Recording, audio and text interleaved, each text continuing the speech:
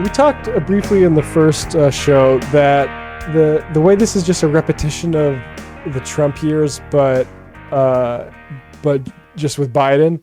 Here is a Lauren Boebert talking to Glenn Beck in a conversation that sounds very familiar, I think, to a lot of people who watch any sort of like theorizing over Trump impeachment the last 4 years.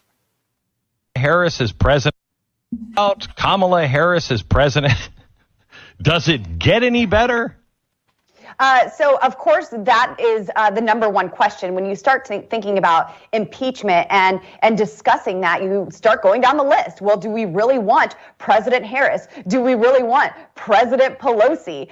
She certainly has shown what she does with the People's House here in Washington, D.C. I can imagine what she would do with the White House. So I have legislation that will be introduced in impeaching both Biden and Harris, and Nancy Pelosi can follow them out the freaking door.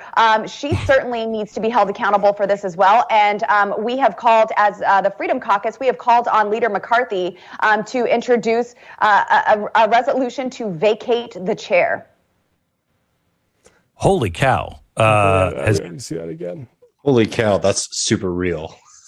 Yeah, where is he recording at, by the way? It's like in the... Yeah, dude, that guy... He's in that room, like, you know, where like Chewbacca finds C-3PO after they have like ripped him apart in what is it, Empire Strikes Back? Like that's where he's recording at. I just realized what Glenn Beck might be doing, because it's like he changes sets so many fucking times. It's always a new set. And it's like, I think he knows some contracting company, has some contracting company. He just does a write-off every fucking year saying, build me a new set. Here's a whole bunch of money. Give me some kickbacks. Because it's always, he made an entire Oval Office.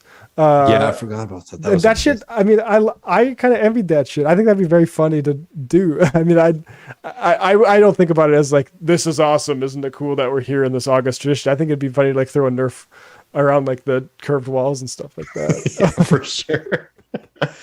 I mean, it is so funny though. We said at the top of the show, but how it is almost just like a one for one. And if you were somebody who wanted to be conspiratorial and believe that it's all just sort of like, you know, planned out, right, politics in this country, you would have a pretty strong argument in the sense that like, okay, well, Democrat is president and like you attack them for this. And then, oh, would we like their VP to be president? Oh, no, we can't have the VP be president. What, they could actually be worse. Right? Yeah. And have that be like the content and like the debates amongst like those, like the different like news channels and shows. Right. Anyways, it's just hilarious because you just see it. This is mirror image of what was going on MSNBC during the Trump presidency. Yeah. Well, it's like you look at communication theory and you have signal and you have noise. And it is horrible that we have a system, and, you know, that's on Glenn Beck, Sablaze.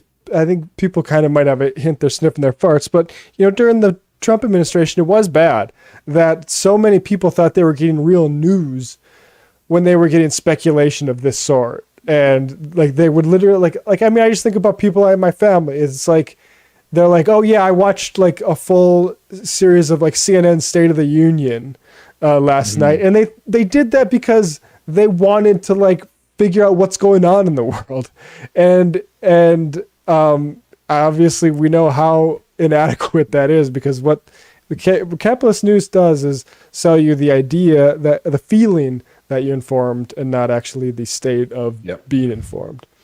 Well, no, we should do some more Beck too.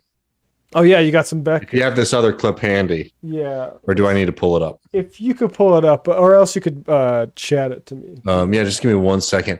This one, while I pull this up, do you remember Glenn Beck back in the old days when he was on CNN? I remember, yes. So I remember Glenn Beck with Robert McPherson. We were talking about my time at McDonald's a little bit, briefly alluded to. But I remember working at McDonald's and Glenn Beck was on, I think it was CNN at that time. And it was like, I remember seeing him in the lobby across, or in the TV across the lobby, and he had the whiteboard thing. He was doing the whiteboard thing. And we literally like would turn on like the TV audio sometimes during close, so my manager could like listen to like what he was saying. That's so crazy, man. Yeah. Wow. I just remember him interviewing Toby Keith. on CNN, man. and it was one of those things that was like so. I mean, it was so damaging, honestly, to like my like still growing like maybe 11 or 12-year-old brain, to hear them talk like this. But it's like, wow, so you're a Democrat, but you like President Bush, and Toby's like, yeah, I'm a Democrat. I voted Democrat my whole life, but I think that this war is one of the most important things that's ever happened. And Glenn Beck's like, oh my God, that's so amazing. And looking back at it now as an adult, be like, Toby Keith talking about it, like, whatever. Sometimes I get mad when people like don't let me talk like a normal person about Democrat versus Republican. The Democrats suck. Toby Keith is not a fucking. Oh, we lost your mic a little bit. Back, right?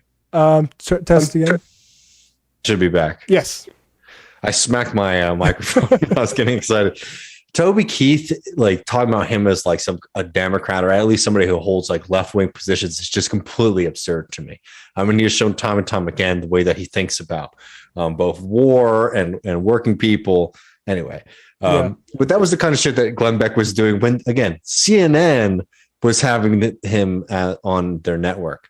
But this is who he is now, and I just love this clip so much because it reveals, one, both his kind of sophistry, and two, a window into a world which I don't think actually exists, but holy shit, if it does exist, cracks me the fuck up. So this is him talking about Joe Biden and the evacuation.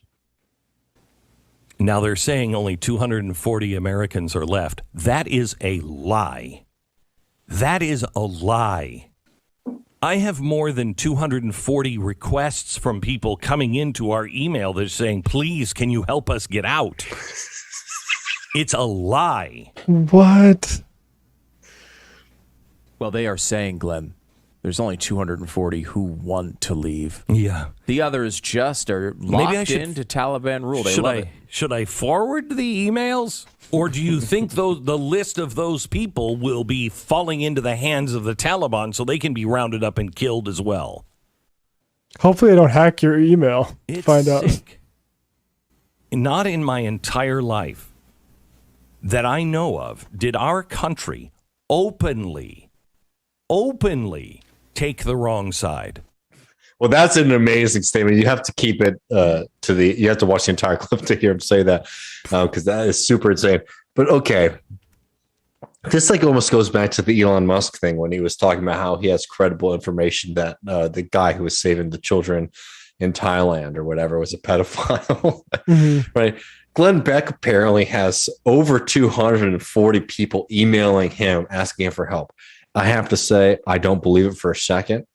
But I also have to say, can you imagine seriously being in a moment like that where like the Taliban is like marching in, like life is getting grim and I need help, and being like, you know who I'm going to get to fucking save me is an ex-alcoholic guy who converted to right-wing philosophy and Christianity years and years and years ago, who has bounced around from platform to platform as he has slowly been pushed out of them for being too fucking insane and a liar and just, verifiably incorrect and misleading his audience. That's the guy that I'm going to call in my moment of need to get me out of this country is fucking Glenn Beck. Yeah. Give me a break.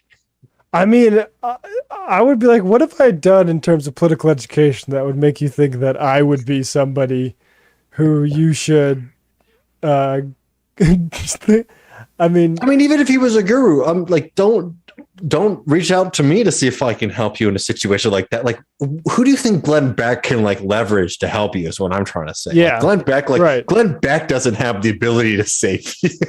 And again, nobody did that.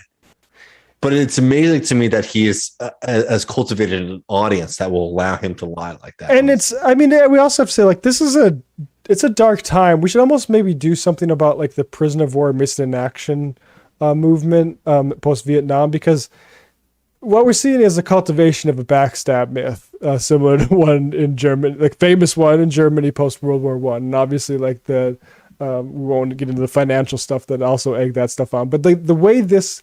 and also like the Who Lost China, which fed into the Cold War. like this needs to be defeated head on. And like, I have no doubt that Afghanistan is going to age the way Vietnam did, in the sense that people are going to look back at it as like that was a waste. But like, we have to. It's our job to make sure that narrative carries the day, because there's a lot of interest in making that not be the case, and making this be like, oh, Joe ruined something that could have very easily been fixed if he just trusted the right general.